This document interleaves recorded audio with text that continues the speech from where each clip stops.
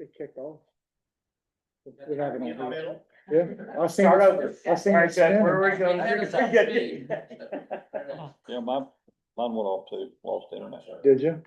Somebody we lost internet for a minute. But yeah, that's where we're at on the street. Awesome. What date did you say for bid? Cause I was trying to write it down. Open the first week of October. Okay. All right, thank you, Chuck. And They missed the deadline this week to be able to advertise this Sunday. So they're hoping to do it on the 26th, 27th, something like that.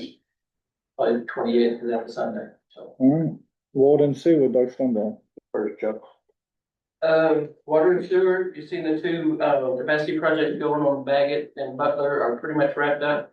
Got some site restorations and cleanup to do. The project over on Industrial Park, they've already done the crossing on Bush, Stonewall. And so now they're just going to do the gravity line, they're probably 60% of the project. So they'll probably be close to finished by the end of October with site restoration and everything done. And testing, and then just be waiting for the as-bills for the projects. And then we have a lot split request over in Farmington that's asking for an additional sewer tap. Okay. It's gonna be connected to the POID over there. They do have access across the street. From what I understand, they've already contacted Will Williams, the administrator there, and there is capacity and connectability. But because it's outside of our city limits, they have to come before you and ask for that additional tap. And it is a single tap, and you're representing it tonight? Yes, sir. You don't look like Larry. No. They're better looking. So they would still pay our sewer tap fees and all that stuff? No, They would just be an access fee to us. The tap fee goes to POID, because it would be their customer. Where's this at? It's on the Richardson Road in Jobs.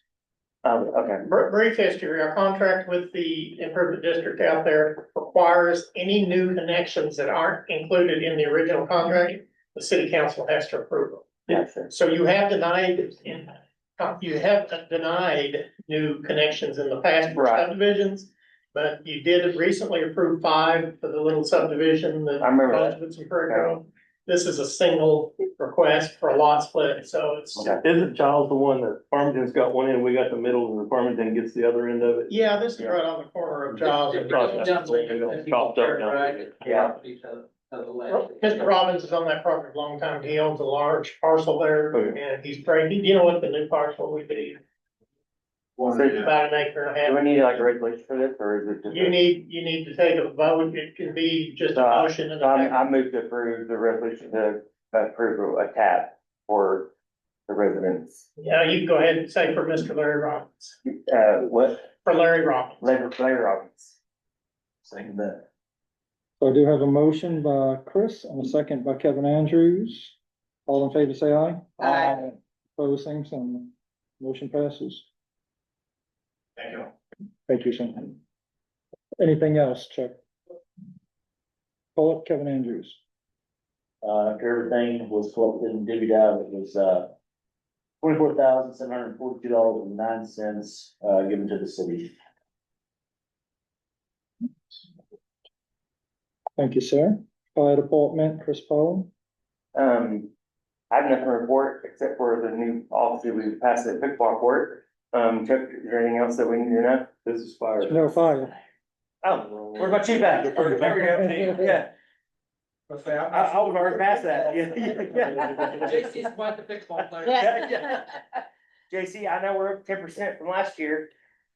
The report that I sent you last month or whenever at the end of the month shows you, I mean, we've steadily increased 10%, or 10% every year, a little over. Yeah, they're busy. It'd be normal. Thank you, Well, up sir. there, we had several incidents we took care of. Good year. Now Parks and Rec. All right, sorry. I'll back up right now. So anyway, like I was saying, Chuck, anything else with the reports?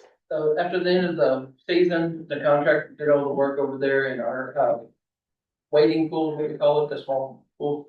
Came over and beat blasted to finish off, because he said he just didn't have adequate time to do it before we opened and didn't want to offset our opening date. And so he came over and beat blasted and removed the coating and then done it with what he wanted to do. and finish the project. And he withheld that, bill at the beginning of the season until he got it completed and he wanted it, and so it's all been finished now, it's a done deal. Talked about the pickleball courts already, crews have started hauling field dirt down to Snyder Grove just for grading out what we anticipate is gonna be the parking lot area. And it's just to fill in some of the holes and the ruts and stuff. Is that gonna be, when do you think that's gonna be like available? We're hoping 2027. Okay. Yeah, Yeah, it's gonna take quite a long Yeah. time to get. Cause you gotta build that up, yeah. Yeah, we've gotta get the parking lot to where it's got a good base under it and Right. people can drive on it. I know Mr. Snyder is wanting to dedicate it sometime after the first of the year, maybe with some signage and stuff that he's proposed for the city. Okay. And we just had a lot of places that we need to get rid of some dirt. Right. So, well, that's an easy way to move it out there. And then, there's one other thing I was gonna bring up, oh, the water park. I got a voicemail late this afternoon from a contractor that's in the area that just works with expansions and water parks and has some ideas about growth. Me and the mayor have already talked to different students, with the engineering group that come in and did presentations about some expansion. So I may try to get an appointment with him. He said he'd be in the area on Friday. And so I'll send it out to you and the mayor. It was too late this afternoon for me to get. No, 100%. I think we need to. And see if we can look at some that. long-term goals. Yeah. For the area that we have available over there for expanding. Yeah, I Just feel like, just an FYI, for quite a few years now, we've been getting a large population from Fayetteville coming to our pool. in Rogers, I've talked to people from Rogers. And a lot of Yeah. that is because the old Wilson Park. Right. was. But Fayetteville is starting their own aquatic center at Wilson Park, so they will have quite an aquatic park when they are done. So I think that may keep some people from coming our direction, but we're at capacity right now, so it Yeah. doesn't really matter. No, we don't add definitely need to space expand. amenities, we're gonna be restricted with capacity. Yeah, cause I went there one time this year, and it was like fish in a barrel. Yeah. I mean, you're like, It's packed. yeah, so, yeah. We had one weekend this year, and this year we were down a little bit because we had a lot more rain, but we had one weekend this year, a 3-day weekend, where we had 2,400 people in 3 days. Oh my God. Yeah. So we definitely need to look at that. We have closed on the deal with Snyder, is that when, Sorry? have we closed on the Yes, property? that's all. Okay, It's all gonna be on the property. We did move a piece of dirt. okay, I knew it was kind of limbo for a while. Yeah, it's finished. Larry, this is an aside, but did you see they moved it to Lewis Park? Oh, was The it stuff that came out today shows it at Lewis. Yeah, Oh, Lewis, okay. Which is really interesting, Yeah. because it's really close to the Boys and Girls Club. Yeah. So, I was like, that's kind of, well, we'll be there. Yeah. So I told him it was a perfect time because we're starting our budget talk right now. Yeah. So, All right, police department, Doug Stumble. The first chief. A lot of glory in that pull. yeah. Doug, since fire department get a pickleball court, Doug, put the rest of basketball court. We'll put one in the expansion out there. Oh, that'll work. Reiterate what Jason said, busy, speeding complaints still seem to be our biggest complaint everywhere. I mean, I'm sure the council gets emails, calls. Past few days, we've got one running 92 out of 62, so you hear a lot about the stop signs and people and the videos, but 62 is our biggest. It's still, you don't hear a lot of that, but it's just nonstop. Yeah, it's the Audubon for sure. It's 24/7. There's so much traffic. Like I said, we got one at 92 miles an hour, this past few days. I'm sure my truck goes that fast. Yeah, so, I'm getting complaints, even my family comes on, they get complaints. I live fairly close to the farm fire chief. I appreciate Chuck, the red line on the stop sign out there is literally, I think it's helping if I get blowed up, because I live out there and I literally get, my whole family yells at me, wants me to go out, so occasionally I'll even stop them, so just complaints are everywhere. Some of what's happening, I think is working, especially, and I'll give Chuck kudos for the signs on stoplight. Hey, the blinking lights are awesome. The big. Those things are awesome. Sign is not enough. No, the blinking light is like seriously 100% awesome. The left turn sign, which we know. To the city's blinking lights. Crashes there is our biggest complaint, so that seems to be helping, just having the sign. Staffing, we are full staff, just hired a new officer, a lot of brand new officer, so we hired an officer, gotta send him to the refresher. He's been out for a few years, getting back in, so we got lucky there. We've hired a new clerk, Michelle Pegram. I don't know if anybody in the council, Tony probably remembers Michelle, Larry does, he's been here. When I started, she worked here, 20 years ago, it was great, she's moved back, so. Like a bad penny. Perfect fit, so, we're fully staffed. Busy. Good. When's trunk or treat? October 31st, yep. Yeah, we still gotta get with the park and get it all, everything range film, but it's not gonna be a problem if they will, coming in the parks. Do you need anything from us for that? Just check. Yeah. Check people are keeping it. I can just Check. take care of it for you. Yeah. Let me just. And I know the Lions Club usually helps. Before, when we first started, we, now we're getting more of the community involved, which is what we want, so, we can have less, but that's still, No, community it's donation. a good thing. It really is. It was a great time last year. Long range planning, Bree Craig. Yes, we had a very lively meeting the other night. We we had a rezone request, on 11094 Orpha Road from A1 to R2. We denied that request. They were wanting to put duplexes in there. We had already discussed the rezoning by Matt Fitzgerald. And then the rezoning on Viney Grove from A1 to R2 is what most of the evening was spent, talked about. And I will show you guys some of this. Really, it's kind of, which is the lesser of the two evils, in my opinion. But we ended up, before I present all this, we did end up tabling it because it was pretty obvious it wasn't going anywhere.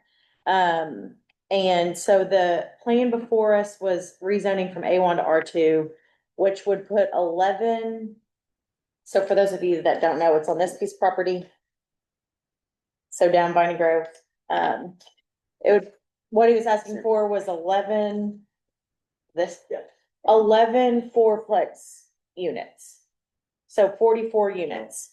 There is no real zoning near that looks like this.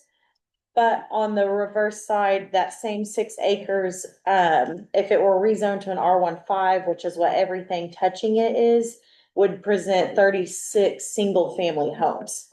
So you're basically deciding between 11 structures, that has 4 doors per structure, or 36 homes, which is not that far off between 44 and 36.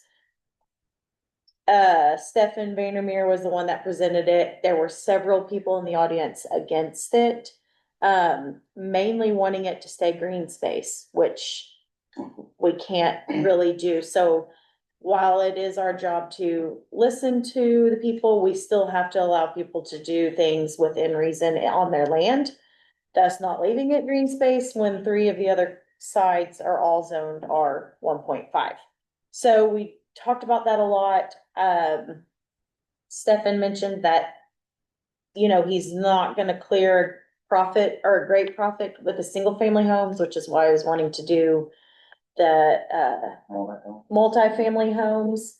That is not really something we can take into consideration because we don't help him make money. We make choices for land use. So we kind of presented a lot of that to him. We talked about planned unit development, which is a PUD, allowing maybe single family homes towards the front of the development and some multifamily towards the back. And we sent him on his way to go kind of reorganize, get with the city, and I think I heard he's coming back. Yeah, he's coming back. So it's one of those things that, does the R2 really fit? We didn't really feel like it did, but if you're looking at concrete space in an area, 36 homes takes up just as much, if not more. And I think part of the discussion too was about affordable housing. Yeah. And the need for affordable housing. I think he quoted a rental target of somewhere between $1,200 and $1,500 per month, Yes. depending on whether they were. I mean, you can afford a house for that. No, you can't. Not anymore. No, you can't. No, and that's what we talked about, like, we have several. Standard rent now is about $1,750. Is it really? Yeah. The biggest problem right now is the down payment is $25,000 to $30,000, and that's just real hard on some people.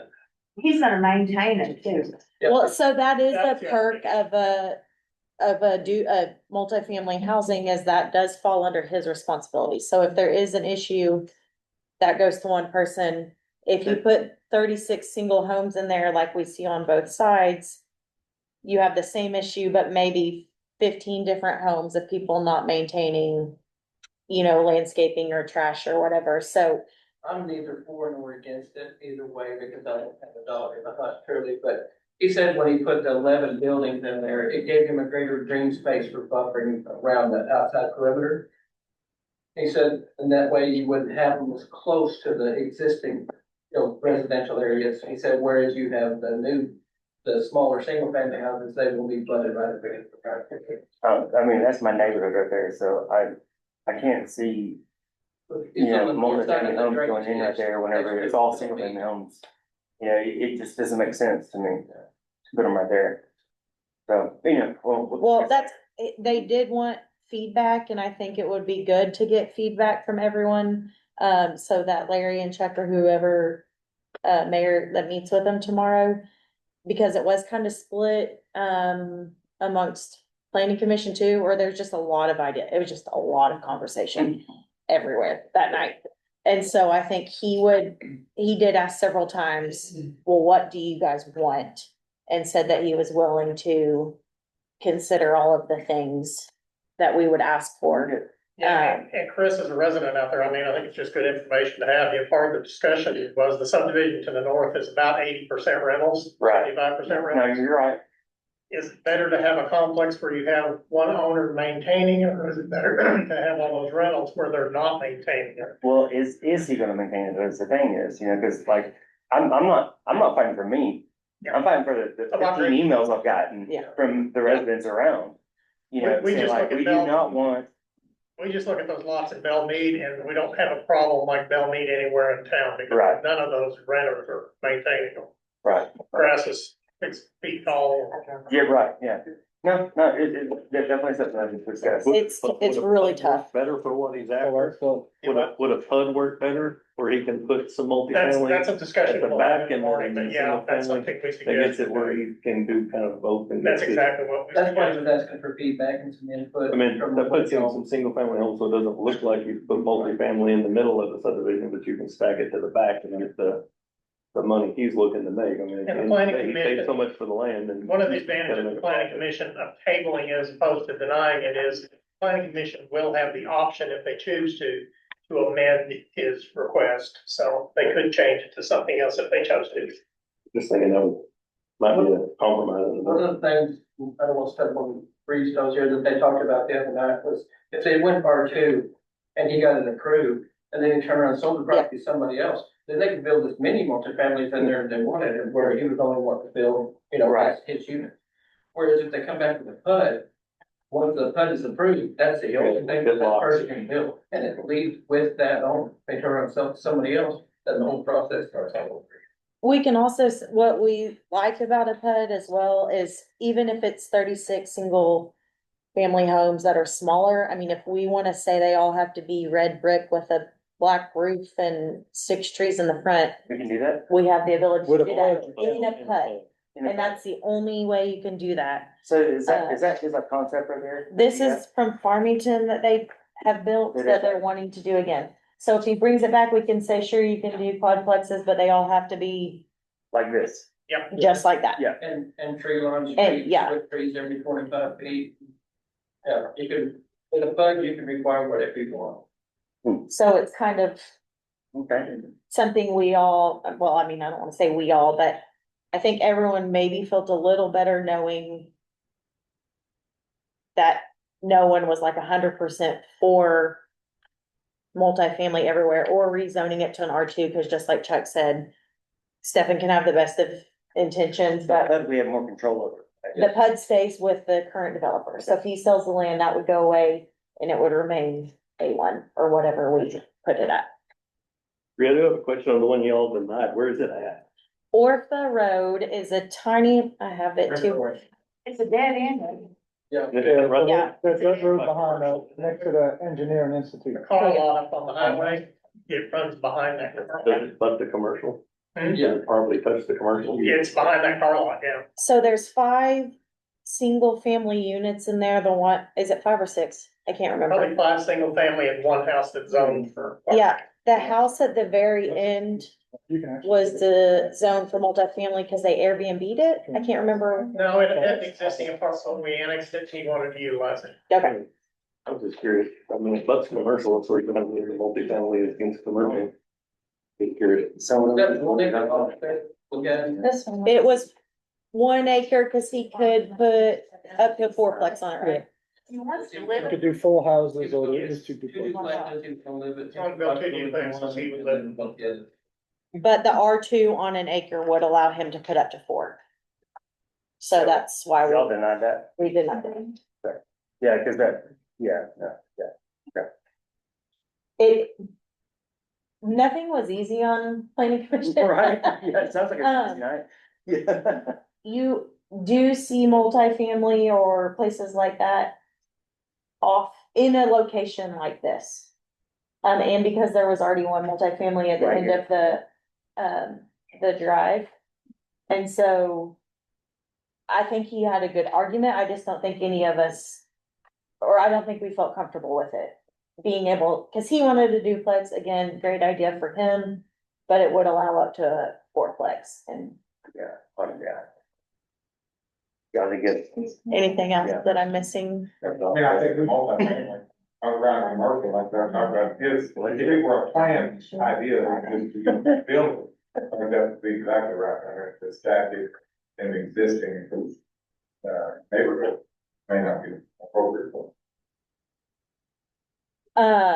Well, yeah, cause we had to look at that as, you know. Cause he might something as a build 2 right now, responder. financially in 5 years, he wants to build 2 more. Right, yeah, You change that zoning. right. It's hard. So all of that to say, these things were both just rezonings. We theoretically didn't have to talk about what was going on them at all. But what was allowed in the rezoning is what we were hesitant with, so we denied that one and tabled the other. Before we move on. One other thing, I sent you all an email out today, and I think it's something we need to at least look at. The ordinance that we have on paved driveways for residential was amended probably about 10, 12 years ago to grant variances for people that had excessive length driveways. And, when we created that ordinance, we thought probably it would only be necessary in A1 zones, in ag zones. We didn't really see a need for it in the R1 zones and the R2 zones in town. Yeah. But as time goes on, we start running into more and more of these where there might be an instance where we probably should expand that definition. I think my recommendation would be to expand it to any single family residence in excess of 100 feet would have to go through a variance process. That would give the planning commission the option to turn one down if it was surrounded by houses that had paved driveways, for instance. That's probably a good reason to turn one down. What we ran into, as I told you, we had a situation where a gentleman split a piece of property back in 2023 with the intention of building on his parents' property. They split off how many acres? About an acre and a half. And he actually permitted that before the new zoning took place. So he permitted it like a month before our new zoning went into effect. What happened is it's taken about a year and 2 or 3 months to finish the house, and he's nearing completion now, almost ready to close on the property. And our inspector told him of the requirement to pave his 550-foot driveway. Holy crap. Well, as you can imagine, 550-foot driveway, I'm just guessing probably $25,000 to pave that driveway. So he doesn't obviously have the money to pay that at this time. He asked about a variance procedure. If it had been, when he permitted it, he would have, Okay. but now here we are a year later and he can't apply for it because it's been rezoned. So our options are to zone it back to A1, which is something the planning commission and the city council can do, or we could change the ordinance and make the exemption rule effectuate to any residential, single family property. What's it For how currently? far? Currently, it's actually got a business classification. Anything more than 100 feet can add. MUB one. That's what it So if we reads now, change it's it just to only residential, A1. How would this affect, this one's zoned as a business, We would change it basically to any single family residence. but this one, oh, so it's Doesn't what matter. is built on. It's still a single family driveway. And that's how the ordinance reads now. It says residential driveways. So But it says you- residential driveways in A1 zones. it's So a we hundred would take out the right? A1 and just leave it as residential driveways. But I think it should say single family residential driveways The 100 feet. So we're and talking leave 100 foot in there. 100 foot, yeah. Could you put an acreage requirement on it too, or would that? That's not, so the I think county, you you need could. I think you need to put as much on there as you can, so it doesn't turn into like the commercial parking lots when we had in the On properties with at least water 1 down acre. Sabatic. Yeah, it needs to be an acre or more. Typically, you're not gonna get a long driveway unless they've got at least. an Right, I acre mean, to it. Acre or more. There's not 550 foot driveway going on a 0.4 acre lot. His situation is he bought the back part of his parents' property, Yeah, so he's so you gotta go crossing through, their yeah. property with an easement, so it's 550 feet from the main road. I mean, I'm moving to And it. he's here tonight if he wants to say anything on his behalf. You covered most of it, it is an easement on the property, technically, you paving his property, it is our easement, but, you said it, I mean, I don't have the expenses for that, otherwise I wouldn't be here asking for an exemption or whatever y'all might allow, but, that's bulk of it, I mean, it's a lot of money for what we can. So what is it, move to approve? We can't do this tonight because, Okay. Still part of it going right. yes, Okay. so I just need some direction. If you want me to bring this back as an ordinance next month, that's what we'll do. Yes, sir. So y'all all good with single family resident? So it'll say residential single family drives, but it won't list a specific zoning Yes. that ties it to that zone. Well, never mind. And you want more than 1 acre? Yeah, at least an acre or more. You have an acre, right? Okay, acre and a half, okay.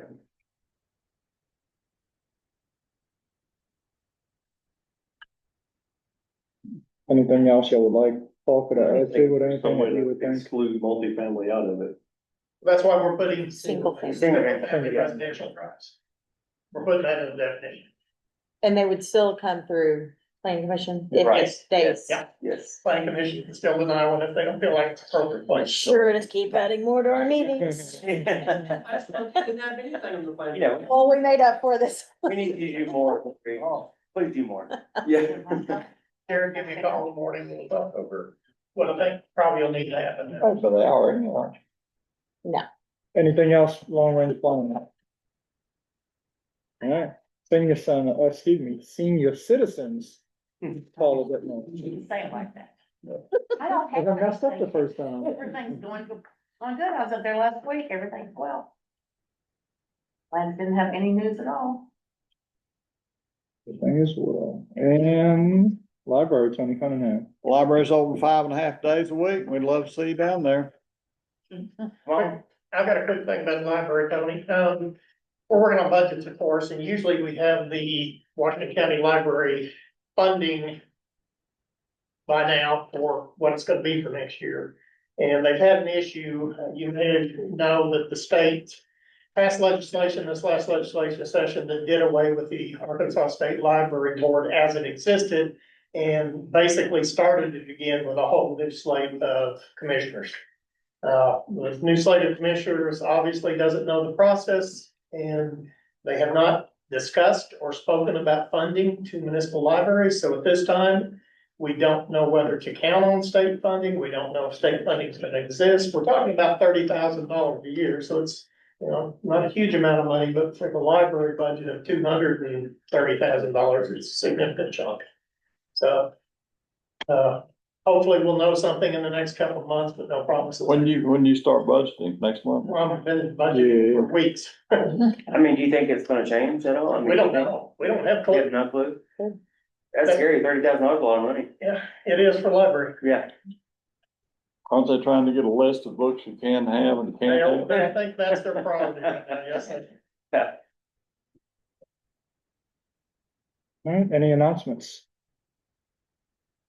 Next week, September 20th, is Legends Fest at Legendary Fitness. I'm not too sure what it is. They advertising some stuff about free memberships, and I think they doing some lifting competition if Powell wants to get involved, you know? Nothing. Bouncy houses, cook off, cook out, The King Hill is doing like their fall harvest fest. Harvest Saturday. So, That's that's 7 to 3:30. Saw on the news this morning. October's a busy one. October 11th, second Saturdays, we'll have a movie night at Mark Park. October 18th, they'll have a chili cook-off. Joe Giles will do that at the Chamber of Commerce building.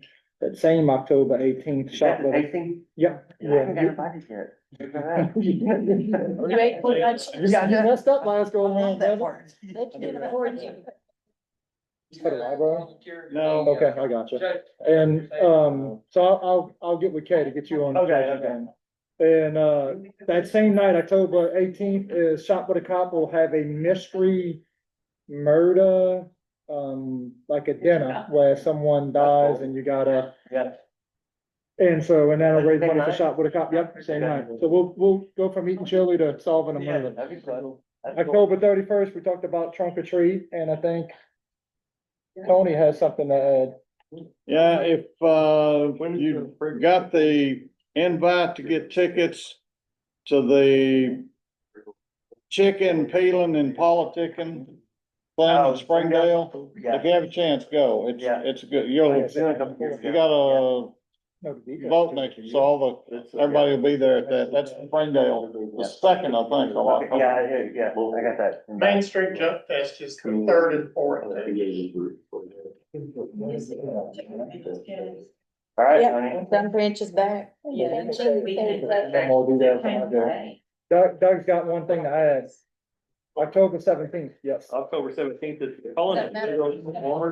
Change. It's a local, they're trying to start a local theater group and they're having some, I'm not sure what kind of theme they are going with, but it's kind of a mystery theme that they're doing, and you go buy tickets, it's down at the Methodist churches where they're doing the performance. They're trying to get a theater group started again for like kids. Are you participating? There is the mayor. What are you? The mayor. Singing yourself. In the living room with the candlestick. Yeah. Hey, when I show up, you never know what's gonna happen. On a personal note, Yeah, go ahead. Water got it. I would like to thank the, people of Prairie Grove that honored Glenn and myself and let us ride in the parade in the red convertible. So we really felt honored to do that. Thank you very much. Did us proud. Thanks for leading. Thank you. You're back here. There are no more announcements. I'll entertain a motion to adjourn. I'd like to make a motion to adjourn, Mr. Mayor. I do have a motion and a second. All in favor, say aye. I'll have a good night. I know, I had everything ready.